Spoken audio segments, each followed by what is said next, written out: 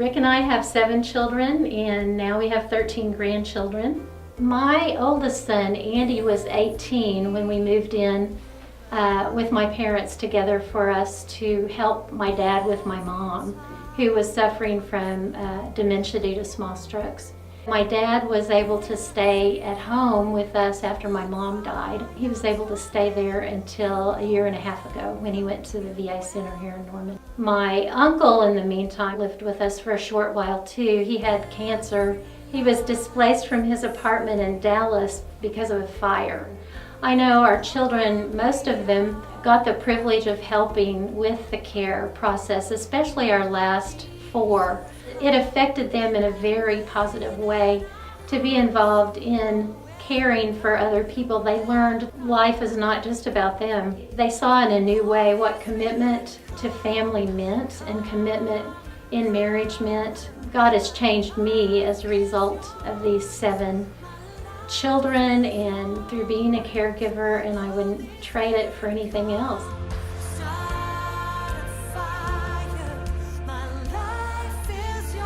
I am the athletic director at Norman High School. For 12 years, I was a teacher at Norman High School. I knew my junior year in high school that I was called to be a teacher. We have over 2,000 students, about 2,100. Many broken homes, about 50% of the population there. It's kids from broken homes. As a teacher and as an administrator, I get to interact with a lot of students. Through those relationships, you get to kind of get on the inside with those students and those and their family life. There are kids struggling. They're acting out or they're making relationships with you because they don't have a dad at home and you're their dad at school. So the benefits are the relationships and seeing these young people go on and do great things. There's a quote by Joyce DeVinny that I heard early as a teacher. Kids don't care what you say, they care what you do. And I found that that's true with adults. The biggest thing is living out what you say you are and conducting yourself in that way. Being set apart in the workplace where people see that, hey, that guy has something different about him.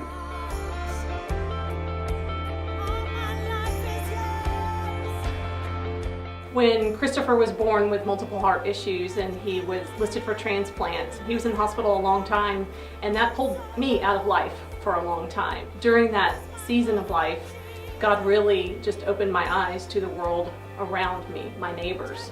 And it was the first time I really felt this compassion for the lost. When we moved back to Norman, I saw Wilson School directly across the street. It just, for me, seemed so simple. What an easy place for us to go into as a church and proclaim Christ's name in any number of ways, whether it's giving lunch to teachers and staff, whether it's helping with Thanksgiving baskets, whether it's helping at Christmas. There's just so many different ways that we could go in and also be able to love them as Christ would love them. They're excited that we're here in this public school. They're excited that we are coming over to minister to them, and they're opening their doors and they're saying, come. You know, I think if you're looking to serve in some capacity, either in the church or out in the community, take little steps. You know, it's not a difficult thing to bring a food item up to the school to Wilson. It's not a difficult thing to help give a bag of food at Thanksgiving. Get in there, get among the people, know the needs, and be willing and ready to meet those needs.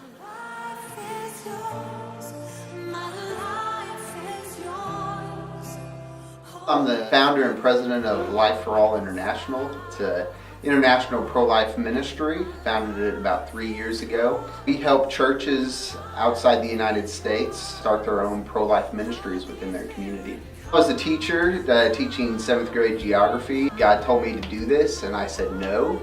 And he said do it, and I said no for about 6 months. And I said, God, I don't want to do this. It's too scary, it's too overwhelming, it's terrifying. And he told me to get out of the boat and walk the water and trust him and that he would be faithful and provide. Experiencing God, not knowing where we would have a connection or where money would come from, and then God just providing, experiencing God's faithfulness and God just coming in and saying, you can do this, I've called you to this, I'm going to see you through this. Just be available and open to God's calling. Isaiah, said, here I am, send me. It doesn't really matter where God is going to send you. Our responsibility as believers is to be available and ready for whatever he calls us to.